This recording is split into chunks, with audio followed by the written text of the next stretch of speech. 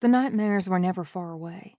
Most nights I suffered them alone, waking up in the middle of the night in a deep sweat with my hair stuck to my neck, as though it were trying to strangle me. My hands trembled so violently I was forced to ball them into fists to stop the muscles from seizing. Drew slept heavily beside me, oblivious to the night terrors that haunted me, mainly because the nightmares often faded after the first one to be replaced by dreams of he and I together, once I finally drifted back to sleep. Waking up next to him every morning was a blessing I no longer took for granted, even if the bastard did look like he'd stepped off the cover of a magazine from the moment he woke, and those beautiful blue-green eyes sought me out. So much had changed in my life since I'd met Drew, and it didn't matter how much bad had occurred in the duration. Every ache in my joints, pull of a scar, and look of concern was worth the time I had with him.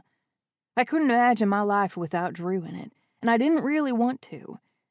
He and the heathens who came as a package deal were just as much my family as Tate. I didn't miss the grief in their glances when I wore a tank top, and the scars peeked over the top of the material. We all had scars from that night. Some just showed more than others.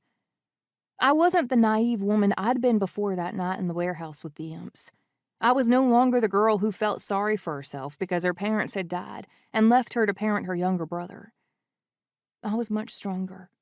I was war-torn, ravaged, and hardened just enough to get rid of the rose-tinted glasses that had made words like unfair fall into my mental tirades on a regular basis. I still loved and cared the same way I always had, but I refused to see myself as a victim anymore. I refused to be the damsel in distress who needed saving. I wanted to be stronger, harder, and have the ability to fight that would put me shoulder to shoulder with the man I loved, rather than cowering behind him.